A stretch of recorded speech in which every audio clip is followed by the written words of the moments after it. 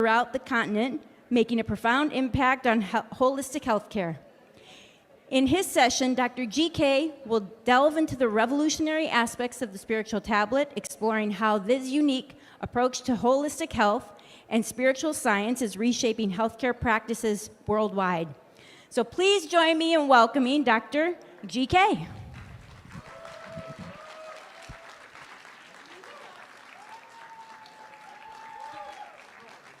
I can keep going. Oh, no. Oh, you're going to get the mic. Okay, thanks. Okay, next we have Dr. Nirja Shakula, MD, MBA, MPH, originally from India, and now she currently resides in St. Louis, Missouri, with her husband and 2 sons. She's an experienced OBGYN with over 17 years of direct patient care experience. After obtaining her MBA, she transitioned into healthcare executive role within the SSM Health Group of Hospitals in St. Louis, where she continues to make a significant impact. Since 2019, she has embraced a spiritual journey, regularly chanting the Vishnu Sahasranama, the Bhagavad Gita, and another one that I don't think I will be able to pronounce, the Narayaniyam? Okay. Her dedication to spiritual growth led to her join the PSSM meditation movement in 2020. She continues to explore the profound benefits of meditation, deepening your practice and understanding each day and integrating it into her life. Please welcome. So thank you for being here. Next, Dr. Surichi. She's originally from Nagpur, India, and she now resides in Fremont, California with her father and 11-year-old son. With over 20 years of experience in the dental field, she is a highly skilled pediatric dentist who is deeply committed to her young patients. Known for her exceptional patient and gentle approach, as the kids call her Dr. Sue, provides loving care to the children she treats in her private practice located in Milpitas, California. Her spiritual journey began one night after watching the movie The Secret, which sparked her interest in exploring deeper aspects of life. After venturing down many spiritual paths, she eventually found her soul family with the Pyramid Spiritual Society's movement. Through daily meditation, Dr. Sue continues to elevate her sense of well-being, experiencing growth and inner peace with each passing day. Thank you for joining us. Next, we have Dr. Pankaj Parikh. He is a dedicated cardiologist who has made Raleigh, North Carolina his home after graduating from Baroda Medical College in India. Dr. Parikh brings a deep passion for exploring the mystics of India and their timeless messages. He emphasizes the importance of understanding our roots and ancestral heritage, particularly within the fact-based Indian knowledge system. Dr. Parikh also believes in the relevance of yoga and meditation practices, not just for those with cultural ties in India, but for contemporary Western-born children and adults alike, helping them connect and appreciate this profound heritage. Thank you for joining us. And next we have Divya Nadampali. She helped me earlier.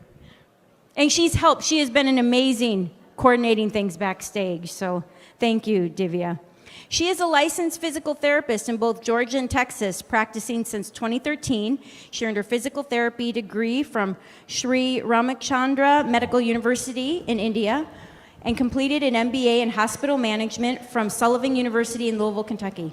Additionally, she holds an associate degree in yoga, neuropathy, and acupuncture. An excellent team player, Divya experienced a remarkable transformation through breath meditation under Patriji's guidance. She is now a certified meditation teacher in the USA, dedicated to raising awareness about meditation and the PSSM organization. Recently guided by Patriji, and with like-minded individuals, Divya co-founded Meditation Magic Global, a nonprofit organization based in Dallas, Texas. Welcome, everyone.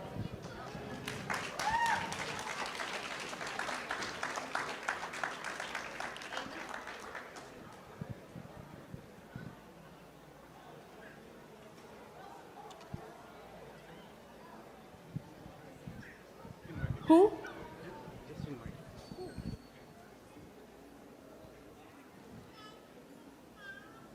Kendrola. I'm so sorry. Please join the stage. I didn't have... Oh, you! Hey, you! Well, some of you, hopefully most of you got his intro yesterday, so please welcome. Yeah, please welcome. This side. Hi.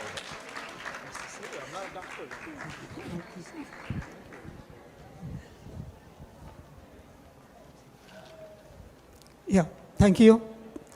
Please sit down. Yeah. So, welcome all of you for Mega Meditation Summit. Last year we had in Dallas, and then today we are here with the doctors panel to give you a wonderful practical messages. Being a medical doctors and professionals, they were into spiritual path through which they might have realized a lot of things by self as well as they put it into their practice.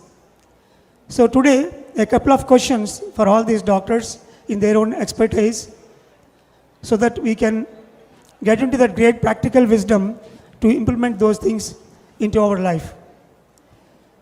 So before start with, as we all know, the Pyramid Spiritual Society movement, and then here, the PSSM Global as well as USA, all they are trying to make the planet Earth into plant-based diet.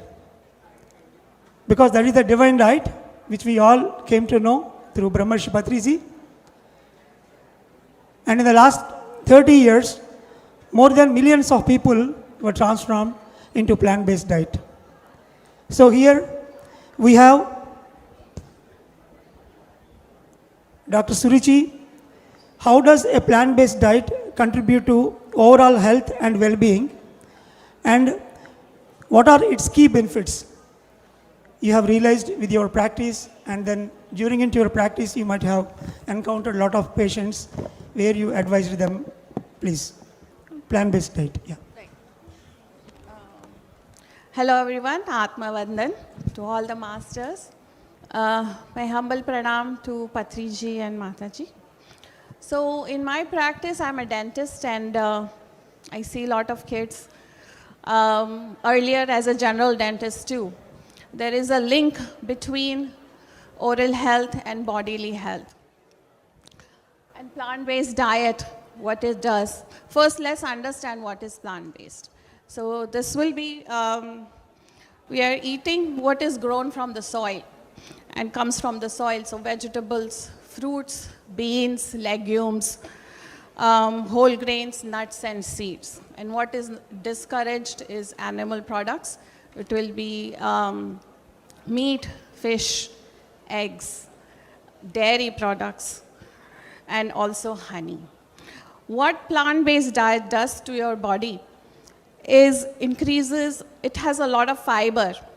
So high fiber, high water content, less cholesterol, saturated fats, and it's loaded with minerals and vitamins. Overall, it reduces the inflammation in the body. And as a whole result of this reduced inflammation, all the chronic diseases in the body are affected. So it helps in reducing blood pressure, helps in reducing heart disease. In the mouth, it's noted as less gum disease. Also helps reduce insulin resistance, so helps with diabetes. Overall in the body, increases the blood flow. So blood flow increase in the brain, helps with Alzheimer's, dementia, and also helps in anti-aging. So it increases the length of the telomeres, giving you more lifespan. So good skin, good hair. There was a very good study that was done in MD Anderson Institute. This is spanning over 20 years. They went over all the different diets that are available and found out that plant-based diet is the best diet that reduces the cancer risk in patients. So it helps to prevent against cancer as well. It is also, so as plant-based, we are practicing compassion first and foremost, compassion to ourselves, because our body we should treat as a temple and not a graveyard. Second, we are following compassion to the animals. So nobody needs to get killed to become food for you. Compassion for Mother Earth, because help with plant-based diet, we can lessen deforestation, because that's the number one reason is to make room for the animal farms. So there are many, many benefits. Health benefits. Let's go to benefits of the ecosystem. And the last one is mental benefits. So it helps with depression, increases your consciousness. Yeah. Yeah, thank you. So thank you very much for your wonderful answer on vegetarian diet. Yes. So the telomere study, there are thousands of papers on that, which really gives us a great research finding. The plant-based diet is the only solution for certain illnesses. The moment they turn into plant-based diet, immediately, miraculously, they can get their health in a normal way. So being a dentist, usually she has to, attend a lot of regular clinical patients. So through her clinic, she is able to make the people understand the value of plant-based diet. And thank you very much, madam. We have Dr. Pankaj here. Can yoga and meditation help in the prevention and treatment of heart diseases? So sir is a cardiologist. So from the cardiologist, we have to understand today, of course, since last 1.5 days, you are already listening to a lot of transformations through meditation, how best they might have cured their illnesses. But through a cardiologist, we try to understand what yoga and meditation will give us benefit. Yes, sir. Please. Thank you for giving me the opportunity to share on this podium. Pankaj Parikh, cardiologist locally, practicing in Raleigh for about 30 years now, originally from India, from Gujarat. It's so appropriate to talk about heart disease to the population that I am dealing with here. About, I think 90% are from Indian background. And I hope all of them realize that thank you very much, we Indians are unusually prone to heart disease compared to all the other population in the world. If I have to see, Orientals have the least heart disease. Indians, South Asians have the highest heart disease incidence per capita. And of late, in the last 20, 30 years, the heart disease incidence and diabetes incidence is increasing dramatically in the Indian population, thanks to not only the affluence that's growing up there, thanks to all the Western food that is percolating and the processed food that's percolating, and all the parties and all the restaurant and all the yummy stuff that we love. So the heart disease, I cannot tell you how frequently I see patients in 40s, men in 40s, women probably in 50s or 60s, where they have developed blockage in the heart tube. And either before or after that, they have diabetes. Even before that, that trunk is showing up. That is, to me, the early sign when I see somebody walking in here or in my office with a little tummy or larger than mine. It tells me that the man is heading for some problem in the future there. So, do not want to put in a way that diet is the only reason for heart disease, diabetes, or blood pressure, even though it has a sizable role of its own. Population-wise, in a certain population, diet plays a big role. In a given person, the hereditary may be playing a lot more role. So each person has to be taken in its own way. Where does the yoga and meditation come in picture in that? The lifestyle that the people who develop heart disease, if that is bad, which in a sizable number is a overeating, the lack of exercise, is succumbing to smoking and very competitive, not quiet or relaxed lifestyle. So all this add up to the possibility of heart disease, and obviously if there is an additional genetic component, then it amplifies the effect of each other. So I can see a strong reason for a person being able to have a better diet, better exercise, more relaxed state, and better control of blood pressure, better attention to the food in the diet. If the person has recourse to yoga meditation to help be peaceful with himself, that helps lessen the competitiveness, that helps lessen the rut of the life, and hopefully directs him to more looking after himself and loving himself and doing better for his own self. Many studies I came across, very well done studies, have shown that significant yoga meditation does reduce not only the tendency for blood pressure, diabetes, cholesterol levels, and so indirectly the effect on the heart attack. Certainly the weight also can improve to some extent with its attendant benefit. So both mental and physical point of view, I see yoga meditation helping in a sizable way over a time there. The mention of a diet, the vegetarian diet that she mentioned, I think I'm all for it. I would only add one more component to that, that many times vegetarian diet ends up being translated into a lot of processed food. And that I would be careful about. Like say hummus is processed, chickpeas are not as much processed. Orange juice is processed, but not oranges. So the more processed the food is, the lesser the fibers, more white carbs and higher glycemic index, more glucose load, more need to eat more, your satiety would not be enough. So I'll be careful while using vegetarian diet not to fall prey to the processed food. Stay as much as possible to the fresh fruits and vegetables, good dose of nuts, sprouted beans, and so on and so forth. So that would be an additional support. I think that helps the answer. Thank you. Thank you very much, sir. So, as we all know, the 5 cardinal factors. See here, the amount of promotion that is going on through medical science or the government to prevent the heart diseases. Like they always talk about smoking, alcohol, obesity, diabetes, and hypertension. But in fact, all these 5 factors are completely alleviated provided the government will promote the meditation part. Because meditation automatically reduces the habituation towards the alcohol and smoking. In general, like the other 3 factors, sir has very clearly told about how can we reduce our diabetes, hypertension, and then obesity through meditation. So that's why there should be a phenomenal shift is required, promoting more about meditation rather than rest of the 5 factors. That is what we have to understand today.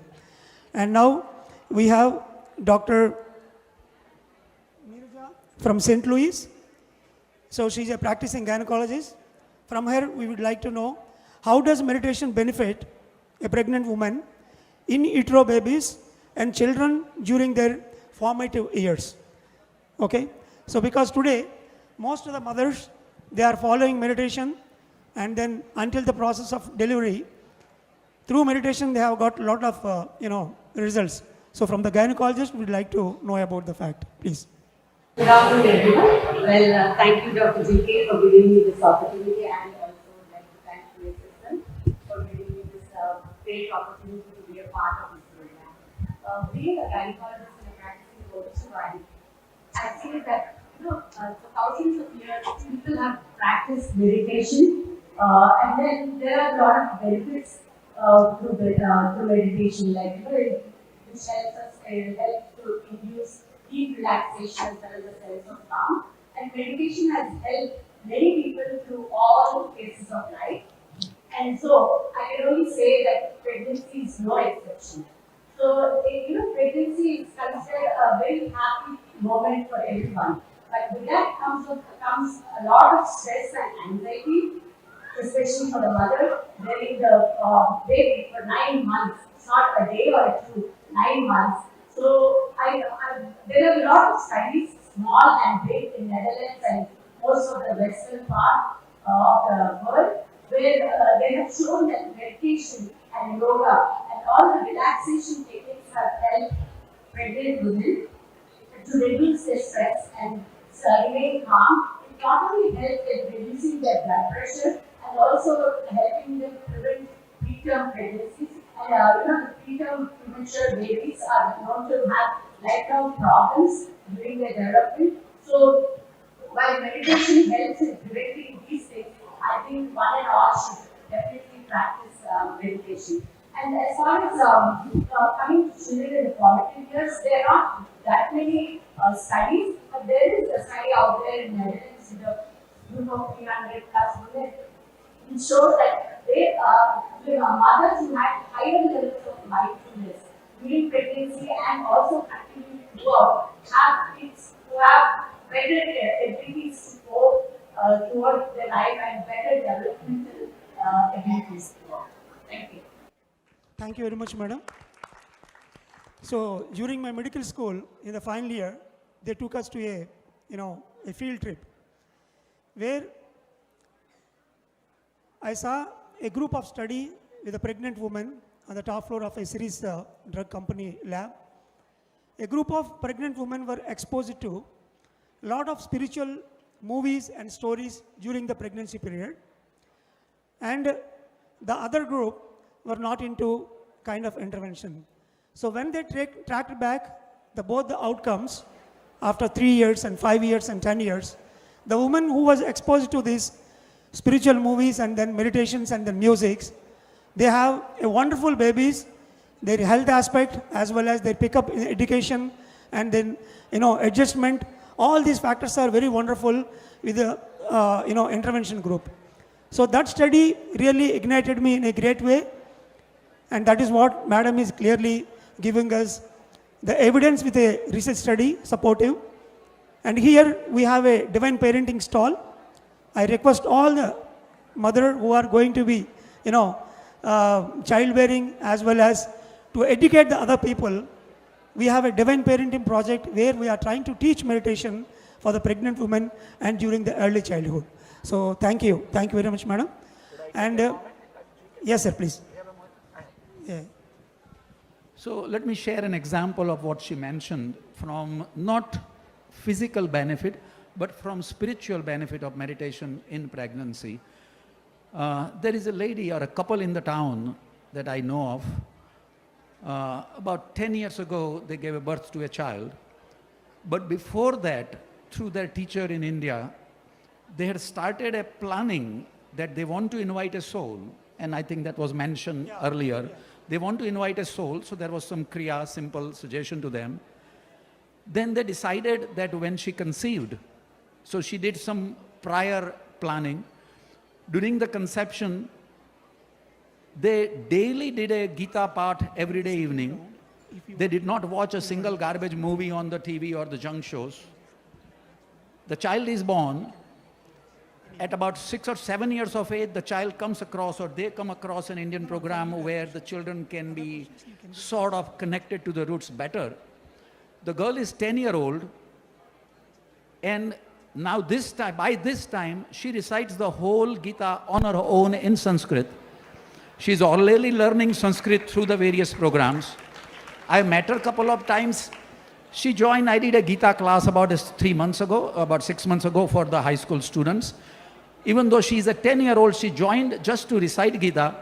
And I had suggested that she could leave subsequently because she may not be interested, and she stayed the whole class.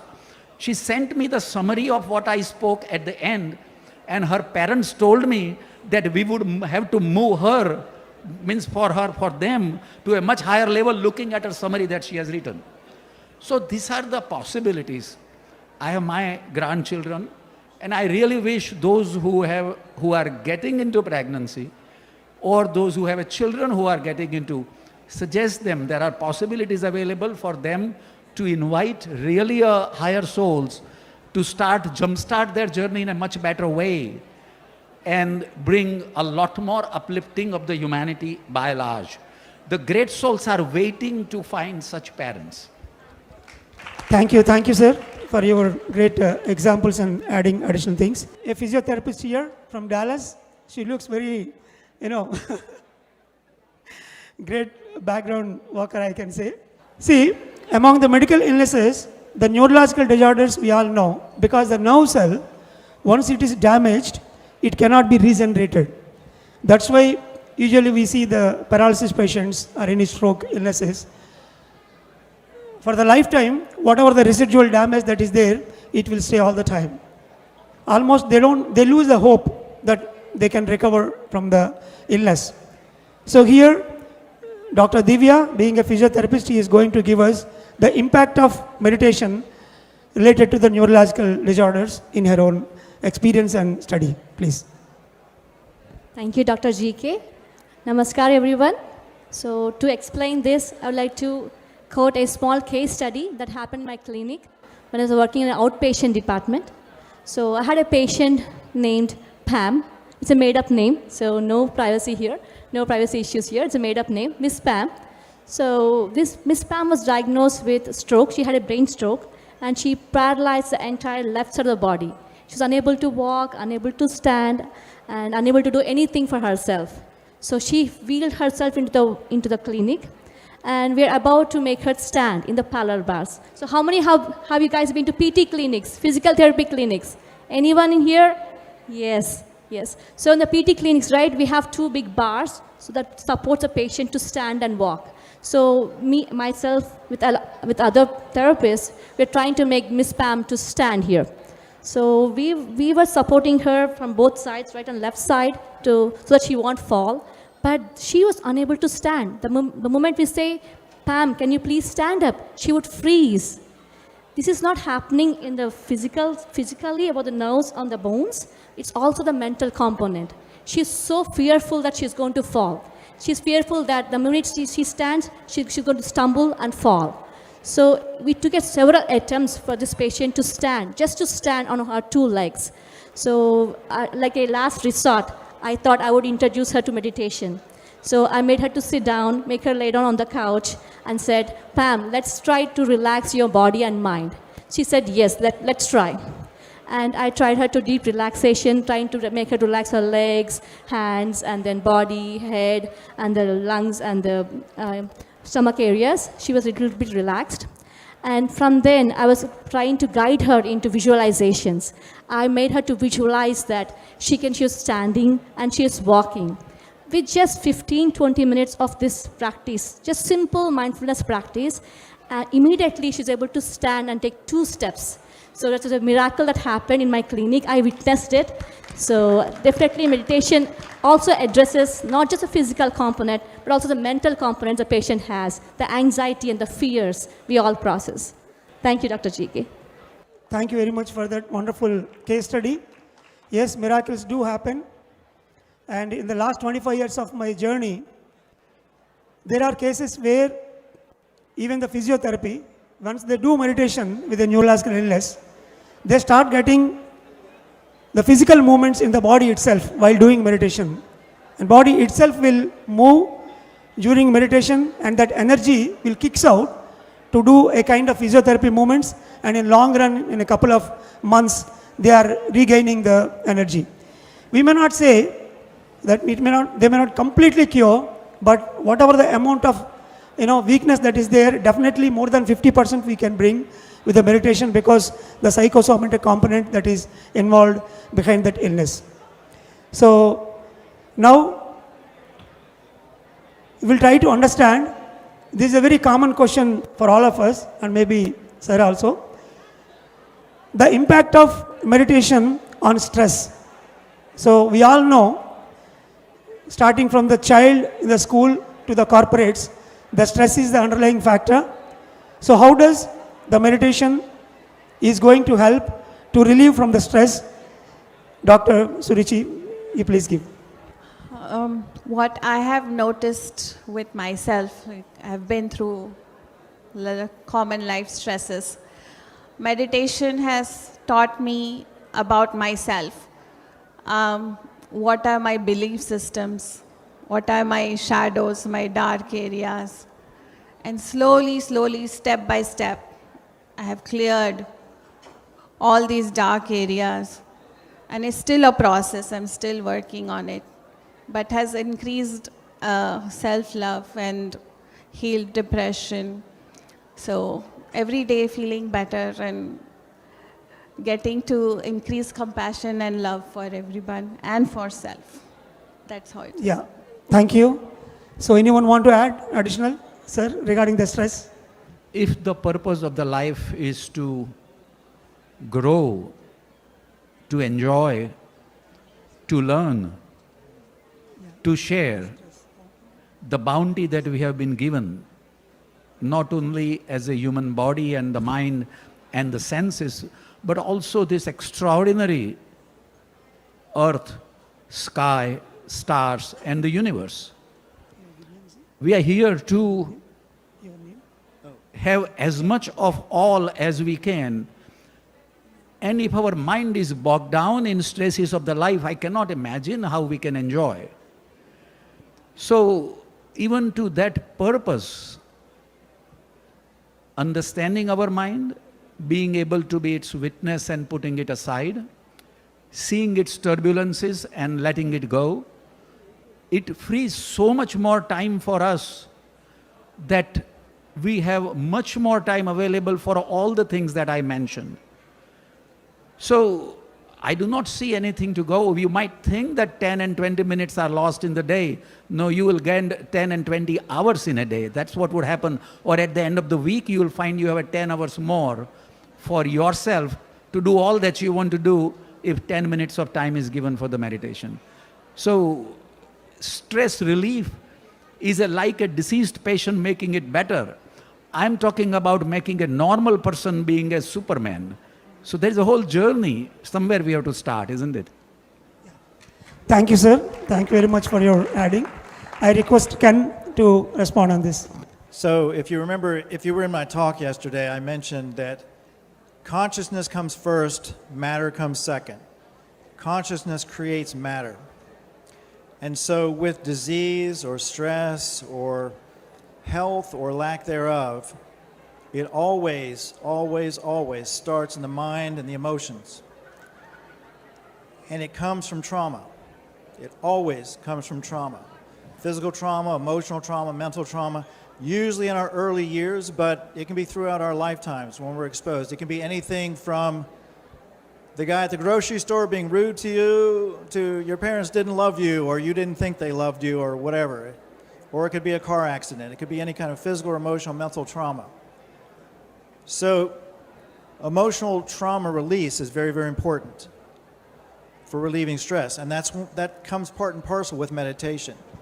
Because when you're meditating, you're using your mind to alter your physical structure, your mental structure, and your emotional structure. And it releases trauma, which creates these knots in your field, in your biofield. In Vipassana meditation, I actually had an experience where my consciousness left my body and it went inside, and I saw the subatomic structure of the body. I saw the energy body, and it looked like purple and white and red particles flashing on and off really fast. And I'm floating around in this sea of particles, and I came across this knot in the pattern, and that was an emotional trauma. And I just thought to myself, I don't like the way that looks. And as soon as I thought that, it released it. And then all this pain that I had in my back and my butt and my legs from sitting there for 4 days meditating 16 hours a day or whatever it was, it all went away. And you could have cut me with a knife. You could have stabbed me. It wouldn't have hurt me one bit. So that's the power of the mind. The mind has the ability to restructure the physical body, the emotional body, and the mental body from the ground up. And that's what meditation does for us. Thank you. Thank you very much, sir. So, sir has clearly explained the reasons beyond the body and mind, where through working with the consciousness can relieve us a great from the stress with the past events. When I am doing my public health, I did my dissertation with a research paper on stress. It's a mixed method study where we try to compare between the three categories, one with 5 years of meditation, the other with 1 year meditation, and then 0 meditation. So when we compared these three categories, without meditation there is around 70 to 80% of the stress, and one with 1 year it is around 60%, and a person with more than 5 years of meditation where they worked with their consciousness, they had below 40%. So there is a clear-cut graph we got. So today, to relieve the stress, meditation is the only answer Otherwise, slowly it will lead to the psychosomatic illnesses for which we need to seek the medical attention. And now, I request Dr. Pankaj to give his details on near-death experiences and past life events are well documented today. How can this understanding help in alleviating major life illnesses? So we know most of the major life illnesses, there the people will encounter this NDE, near-death experiences. So please, I request you, sir, to give your note on that. So about 10-15 years ago, even though I was practicing medicine, I hadn't heard much about the near-death or past life regression stories. Came across several well-documented, now documented doesn't mean that they have been proven, but people whom you can trust listening to them. So many experiences I came across among the people. Some have been speaking all over the world. That shows very clearly that what has been told in Gita and our scriptures, that the life is a continuum. It is not a one-stop situation that you come and go, but there is an ongoing experiencing of the soul again and again and again. So both these past life regression stories, well, Dr. Brian Weiss in US have done a lot of work on that, as well as near-death experiences, which I'm going to mention one of them. What they help us in illnesses, and here I'm talking about illnesses managing psychologically, because when I see a patient who has a cancer or has a family member who has a cancer, people are really distraught, not only with the gravity of the illness, but also with a possible untoward outcome or a death that they may be facing in the future. So it is mentally devastating in a way to the individual as well as to the family.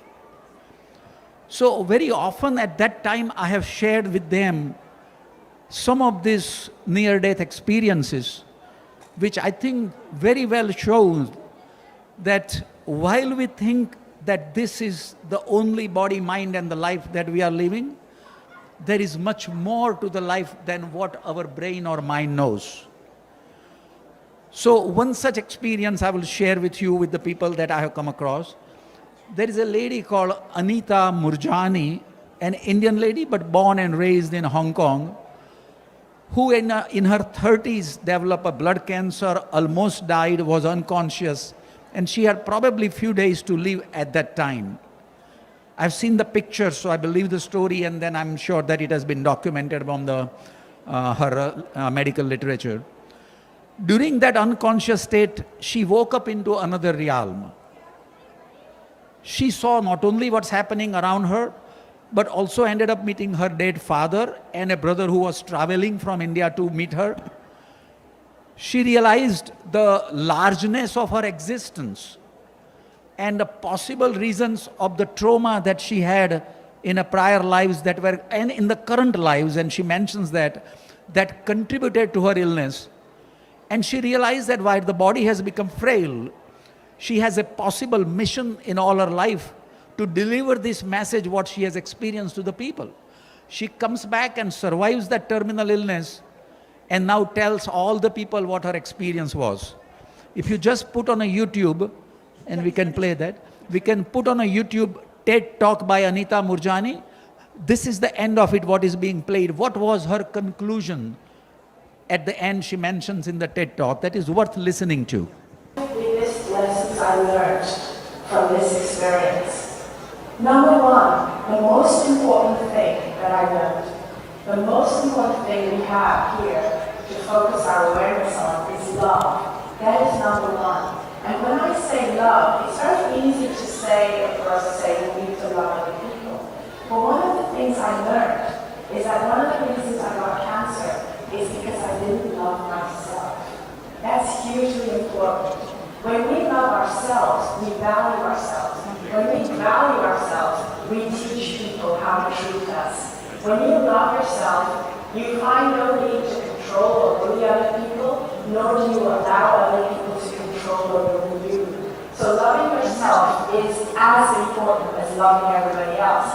And the more you love yourself, the more love you have to give other people.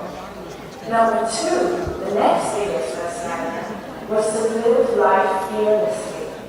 Most of us are brought up on the diet of fear. We're taught to fear everything. I used to fear everything. I used to fear cancer. I used to fear eating the wrong foods. I used to fear displeasing people. I feared just about everything. I feared failure, and most of us are brought up fearing everything. And people think that fear keeps you safe. That's actually not true. Love keeps you safe. When you love yourself and when you love other people, you make sure that you keep yourself safe and that you keep other people out of danger's way. Love keeps you much safer than fear does. The third thing I learned that is so important is humor and laughter and joy. We're born knowing this stuff. We're born knowing that it's important to laugh because that's what kids do all the time. We're born knowing love and fearlessness, but it gets conditioned out of us as we grow up.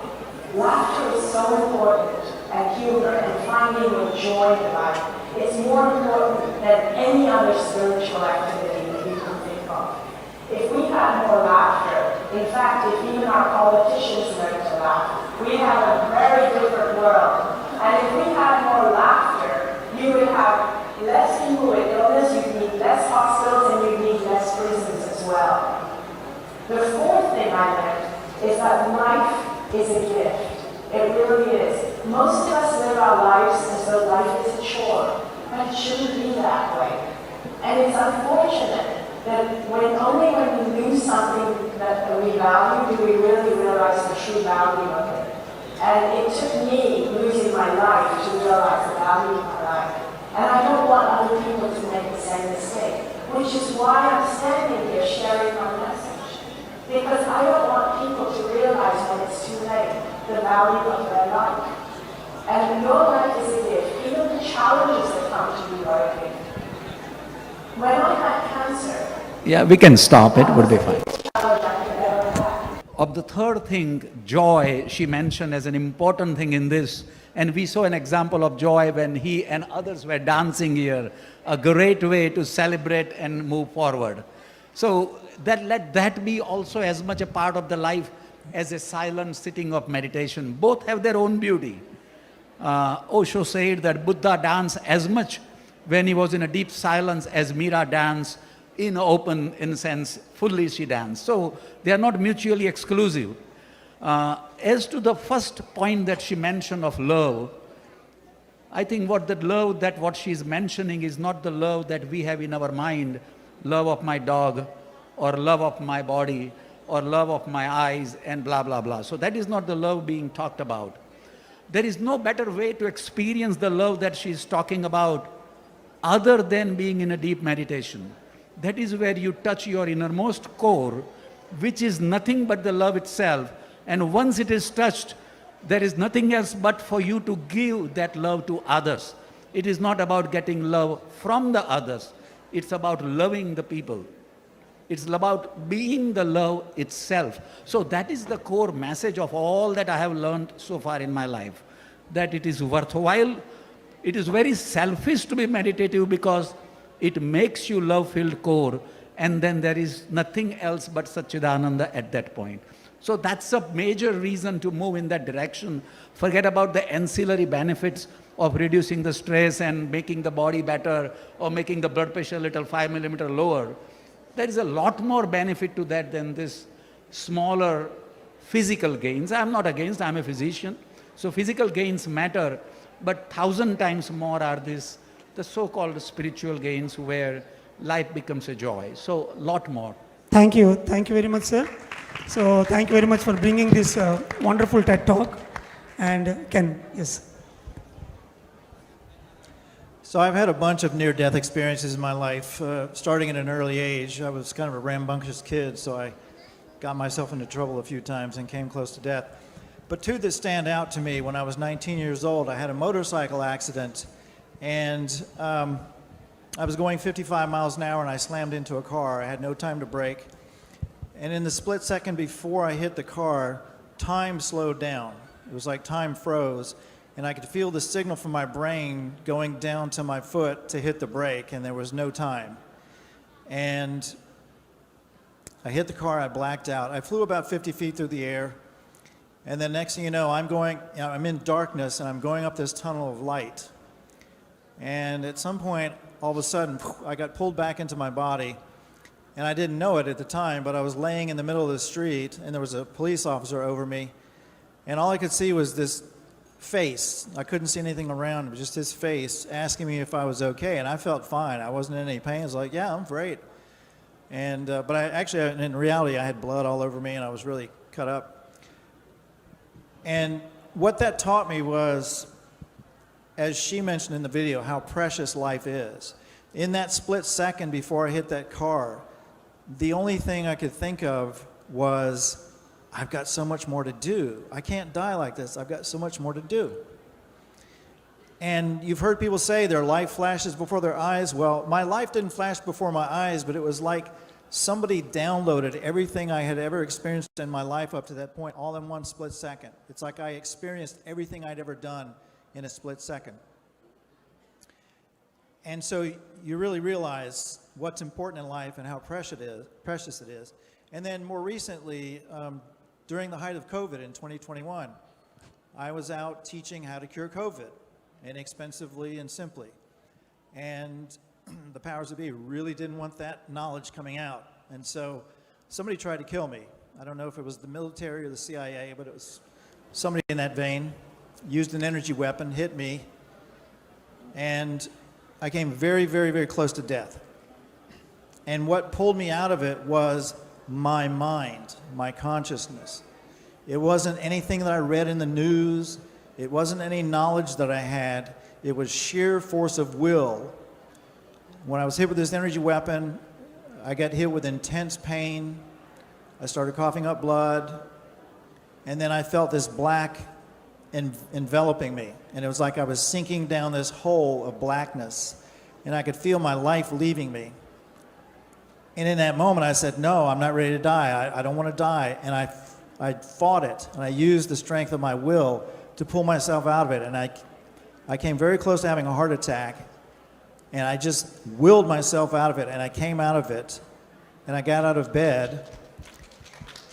And I went into my kitchen and I drank about a gallon of juice. I got my juicer out and I just started drinking massive quantities of juice for a few hours. And I came out of it. And I was okay. And then years later, I wound up being interviewed by a Navy SEALs trainer. And they're highly trained in the ways of consciousness and meditation and those kinds of things. And he told me the same thing, that he had been in a situation where he was under attack with an energy weapon, and he used his mind. He connected up to the consciousness of the people in a neighboring town, and he said he reached out and connected to all the people who were against war and asked for their help to defend himself from this energy weapon, and he was able to repel it and keep it from harming him, and he survived it. So this is what I've learned from near-death experiences. It's like we are incredibly powerful, and life is an incredible gift that we have. Thank you. Thank you very much, sir, for bringing in beautiful near-death experience of your own. And thank you, Dr. Pankaj, and then Surichi, and Dr. Neeraja, and Dr. Divya, and Ken, for this wonderful evening and sharing your knowledge from the medical perspective as well as with the spiritual background. And thank you, Mega Meditation Summit, and all the masters for attending this event. And what are the wisdom that was shared here, please try to take it forward to all your fellow beings, and then try to implement meditation and plant-based diet to attain healthy, happy, and prosperous life. Thank you. Thank you very much.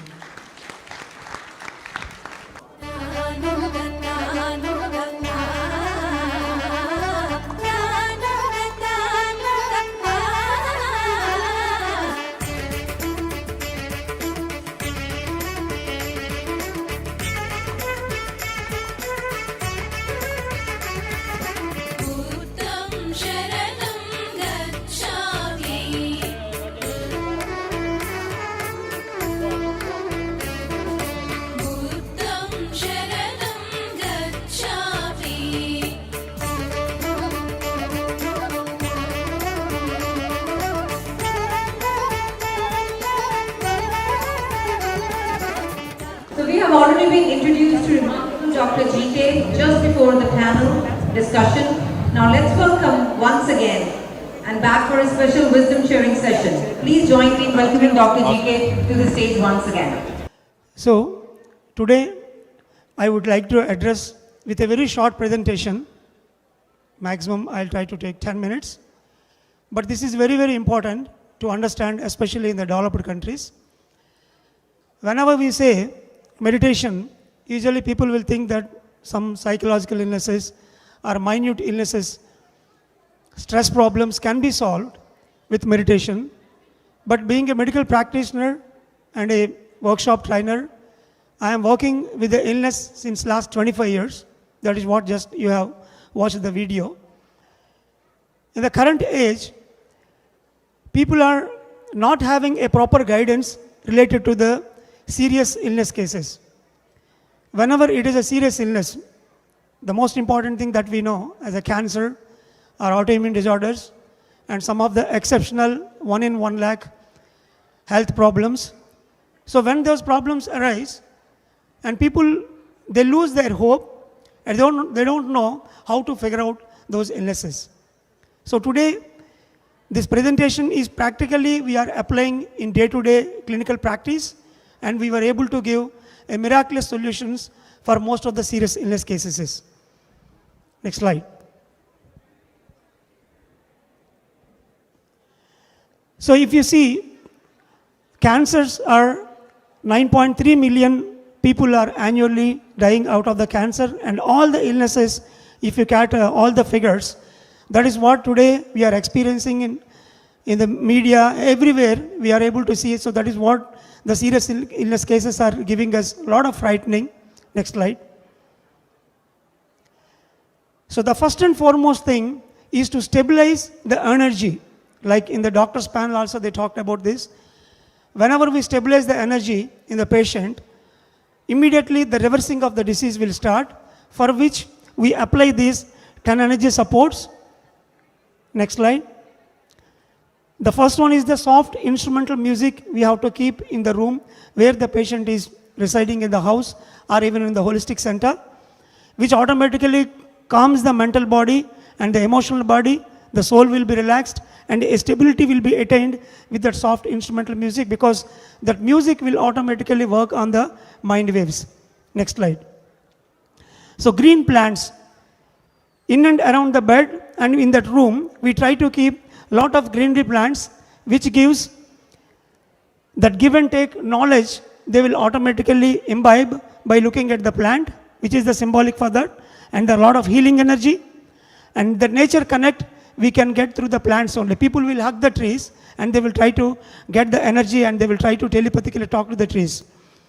Similarly, today we are seeing the concrete world. In that place, we have to replace it with a lot of plants to give that healing energy. And to experience the oneness, wherever there are plants, that is the area where we can understand the oneness better, and that will automatically leads to the healing. Next slide. And the pyramid power. Above the bed, if we keep the structural pyramids, the pyramid energy is going to give a lot of support for the patients, either in the particular body part or the entire bed is covered. When I'm doing my medical practice in a 25-bed hospital, the top floor exclusively I kept for this holistic kind of training, where I try to keep the pyramids, crystals, greenery, everything. And that is where they used to do meditation very intensely for 4 to 6 hours in a day based on the seriousness of the illness. Next slide. So the high vibrational colors. So as we know, the Linda Goodman promotes the color therapy. Whatever the objects that are there in the room, either in the linen that we use on the bed or the curtains and all the objects, we try to change the color of those objects, like violet, indigo and blue. The higher 3 colors we try to use, so that it will grab a lot of energy and then it will help in acceleration of the healing. Next slide. And the wisdom quotes. Because the serious illness already a gold standard theory is prevailing, people lose the hope. So whenever we keep, you create your own reality, like given by Seth, and all the spiritual quotes if we keep in the room, whenever they were down, once they get into those quotes, automatically it will develop their positive attitude, and slowly they will get into that miraculous healing area. Next slide. And whatever the unwanted objects that are there, unused objects, they pick up some. So whenever we keep the regular moving objects, that will give us a tremendous amount of energy. So usually whenever there is a serious illness case and slowly they are getting into the bed, in the bedridden case, if you see the room, all the unwanted lumber will take place in the room. They will try to keep the old bags and everything behind the couch because he is not moving. So all the unmoved objects in the home will come to that room. So we have to come out of that philosophy, and then we have to keep the entire room very peaceful, and only the used objects only we have to keep with a higher colors. Next slide. And then group meditations.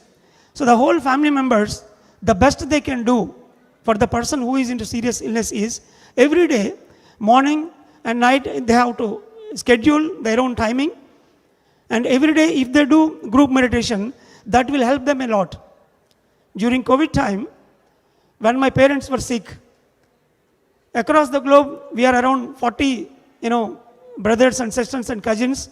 We used to keep the meditation time by Zoom, morning 6 o'clock, 12 o'clock, and evening, and the late night. 4 times we used to gather and we used to meditate. So that automatically gave a very good energetic support and a sense of hope who are very far away. So living here, when the parents are suffering, the people can participate in the group meditation with the family members, so that gives a lot of energy support. And whenever there is an energy tunnel is formed, there is a scope to have the astral surgeries to happen. And especially the mega meditation summits, whenever we are doing, here thousands of masters with the music, they are meditating. Being a medical doctor, I have witnessed with my patients who are having the surgical problems, they used to get healed through the astral surgeries during the mega meditation summits. So every year, whenever these annual gatherings are there, I make it a point to refer them to attend this event, to participate in that music meditations. Thanks ton for the Mega Meditation Summit to organize such a beautiful music meditations in the early morning, and tomorrow morning we are all going to participate again here. Next slide. So plant-based diet, already we listened about it a lot in our doctor's panel. Next slide. And in the family members, they need to adopt a positive and miraculous speech. Because we came to know already the cancer, the 4th stage means almost it is hopeless, and they are near to the verge of changing, they're vacating the body. So whatever those common sense information that we are grabbing from the media as well as from the doctors, we have to come out of it, and we have to give them a sense of hope with a positive and miraculous speech. Whatever we give, whatever we speak, that is going to manifest. So that's why we try to keep them in a holistic environment where only the masters will be there. We will give them a great idea to understand their past, present, and future. And similarly, never give up. They have to work very hard in the same line persistently. Whenever they persistently work, one day they are bound to get the miraculous result. And finally, meditation, of course, that is the basic tool. Next slide. So in the residential holistic environment, so far in South India, there are more than 40 holistic health centers where a lot of serious illness cases are coming over there, and they stay for 40 days, 3 months or 6 months time, and during which they will be exposed to the pyramid energy because they sleep beneath the pyramid round the clock, as well as the plant-based food will be given in the kitchen, and the greenery around will give a lot of energy, the healing energies they will get, and a positive environment because all the masters over there, because they are habituated to the miraculous kind of thinking, so they will see a positive environment. And one can practice silence during that 40 days time, which gives them a lot of energy boost, and that automatically helps in healing. And the master's guidance to understand why that illness has occurred. Here we try to understand the illness as a friend which came into our body to give us guidance how to lead the life, to track again to the purpose, the higher purpose. So that master's guidance is also very important, which we can acquire only in that holistic centers. Next slide. So, to solve any problem, whether it is in physical, mental or social, spiritual plane, initially the strategy could be the 5-point formula. So we need to have a proper strategy as a thumb finger, in which it is not only consulting the doctors, getting into the surgery or chemotherapy or radiotherapy, that is only half of it. For the immediate cure, it may be useful. The second half is the spiritual workout. So in the strategy, you need to have both the components, the spiritual component, the meditation, plant-based diet and guidance and spiritual books and everything. Parallelly, momentarily, to settle your body, you can go for some alternative therapy or allopathic system, whatever the system of the medicine to support you initially. And then, sincerity and seriousness. You may know the path, how to do meditation and how to, get into the spiritual wisdom. But you need to know the quality and quantity of it. How many hours of meditation? My guru, Patriji, in the beginning days used to say, a little headache, a 1 hour meditation in a day. If it is a cancer, you need to sit for 16 hours in a day. There are people who meditated 12 hours, 16 hours in a day, and then in due course of time, they stabilized their energy, and then they got completely cured out of that cancers. So that's why here the quality and the quantity both should match. Then only clearly, because if you are going to a doctor to cure the cancer illness, immediately they cut down the organ, surgery will be there, followed by there will be a couple of chemotherapy, and then finally they give radiotherapy. And it is accurately for 3 weeks or 6 weeks with a proper quantity of the radiation. So because the allopathic system is using the quality and quantity in a proper fashion, they are able to get the results. But why not with the spiritual journey? It's not that just an 1 hour meditation that is going to cure your cancer.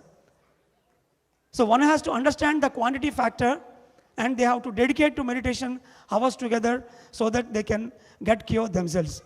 Next slide. And finally, slow and steady. Results may come over a period of time, and regularly we need to do the practice. So during the process of this journey, we need to understand the 5 powers we have. Usually whenever we say the powers means, people think of the telepathy, aura, astral travel. So these are all, I will say as a practical practitioner, those are all the bookish powers. Before going into it, these 5 powers, the thought power, which whatever we are thinking every day, that we need to bring it into a proper balance. We have to apply our thought power towards our self-healing. Rather than thinking about the people and back home, the things and all, we have to focus on the illness. And whatever we want to envision, whatever we want to become, that we have to keep, and we have to manifest it through our thought power. And then the speech power. Every day, whatever we are talking, that we need to have a look into it and try to always be miraculous and positive with your speech. And then the position power, whether you are in an office or family atmosphere, wherever you are holding a position, that we need to use in a proper way towards our spiritual journey of the community growth or the individual growth. And then the 4th one, time and money. So if we utilize the time and then money towards our spiritual growth, then we are on the proper path. So these 5 powers we have to understand very well, and if we put them into the individual spiritual growth or the community growth, then we are going to hit the miraculous result very soon. Next slide. So this is the 5-fold path usually we apply for all the serious illness cases. There may be a master who are guiding them in a daily meditation, because the daily meditation in an intense way is very essential. And then there will be an additional support who gives them different spiritual wisdom books and videos and audios so that they can go through it and they can acquire a lot of wisdom out of it.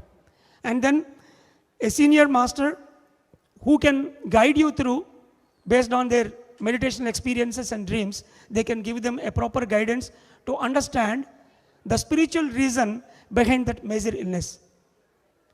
And then fourth, diet, energetic environment and relation caretaker. As I said earlier, to have a positive atmosphere. So these people are going to help them. They will talk to the whole family members. By talking to the family members, they can understand the actual position of the patient God who is suffering, and they will streamline the events that are occurring in the family. And finally, the medical tracking, because whenever there is a serious illness, we need to know how it is progressing. A series of PET scans or radiological workout is very essential to understand whether it is going towards the progress or regression, how much is happening. So that initial part of the medical attention is also required. So all these 5 people are going to work on a individual PZ. So if you see a serious illness in a hospital, in an intensive care, there will be an anesthetist and a group of panel of doctors for every organ, and then a group of nurses to assist it.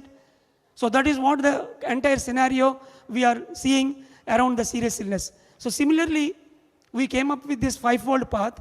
Miraculously, it is giving results for most of the serious illness cases. And today, most of the serious illness cases, we are keeping them in holistic centers. When I came to USA in the last 5 years, I am sorry to say this, more than 3 to 4 lives in front of my eyes, I lost them just because we don't have a holistic center here, where a person can stay there for 40 days or 2 months or 3 months, whatever, and in a silence, they can meditate and they can completely cure themselves. In South India, we have plenty of institutes. Whenever a person comes, immediately we detach them from the family and we keep them. Like a serious case is treated in a ICCU, intensive care unit. Similarly, these serious illness cases has to be kept in a holistic environment where they can completely, the soul is taken care. So I wish that all the masters across USA, please try to come forward to build those holistic health centers where the people who are suffering, who are completely, deranged from their regular track, they can stay over there and they can work on themselves and they can brilliantly cure themselves. So that's why today I would like to give these important tips which we are regularly practicing in our meditation health clinic as well as in spiritual tablet centers. And one has to understand that any serious illness, it is not a tough thing provided qualitatively and quantitatively, spiritually, if we attend to it in a proper environment. And all the family members, if they support them, whatever the disease it can be, miraculously we can bring them back. So thank you. Thank you very much for giving this great opportunity. And I have less time is given, so I try to put it in a nutshell. Thank you. Give a big clap to Dr. GK. And I am trying to know his entire family. As he said, 40 cousins. I'm still learning, but I think I got better understanding. I have a question though. So I see a lot of parents come to me and ask, say, their kid is autistic. How do you help them? So whenever, in US also already we have a lot of autistic kids, we are working on them. See, first of all, we need to work with the parents first, because the parents are the one really suffering with an autistic kid. It is not the kid he is suffering, frankly speaking, because he doesn't even know that he is suffering with an illness. But the parents are first suffering. According to the spiritual theory, suffering is due to individual ignorance by Richard Bach. So first we start working with the parents, where we bring them into the spiritual reality. We remove all the non-vegetarian stuff from the fridge. So first the whole entire house should become plant-based diet. And once the parents start meditating, so whenever their thoughts are completely streamlined, the mind waves is equal to body waves. Because the children will grow up based on the parents' thought patterns and their habituations. So whenever we bring them into the spiritual reality, more than 50% of the cases, whatever the patterns that we observe, they automatically become reduced. And the latest is, we need to work with the kid, because the different patterns they throw. Some people are very timid. Some people will do a certain patterns again and again, the same thing. So whenever we decode the patterns that they are throwing, and if the parents work on the wisdom that they are, trying to give the gestures to the parents, whatever the wisdom they are downloading in their own internal consciousness realms. So working with those object signs and the patterns also, we can give them very good cure. So today, whenever we work with the autistic children, more than 50% relief easily they can get once the parents are into meditation and the whole house become spiritual. Thank you. Thank you. Last question. In an event like this, we are seeing a lot of children here and they're running around, they're playing. Just by them being here, is it helping them? Should parents bring their kids to event like this? So definitely I say yes, because my kid is the example. From her pregnancy, starting from the pregnancy, she is a born vegetarian. In every major program we go, we used to take her along with us. Whenever the kids are here, we think that they are playing. That is actually wrong. Whenever they are here, they are very supernatural. Whatever the things that are shared here on the dais and in the stalls, everywhere they try to understand the energy is the key thing. In the modern world, children are understanding that money is the main matter. But once they come here, if they play here, they understand that the cosmic energy is the root reason for everything. That is what we are talking here. So to adopt them, importance of energy, importance of the wisdom, and importance of the consciousness, and the talks that are going to happening here, they will watch very silently, and with that, they can raise their consciousness, and in due course of time, without any training, they automatically, as the parents do, the children also will sow like that. As you sow, so you reap. That is the principle you apply. So that's why in every Mega Meditation Summit, we are trying to arrange a kids zone where the children will learn a lot of things and they can present and they will do group meditation as well as while playing in the grounds, automatically they can get into this energy stuff. Thank you. Thank you.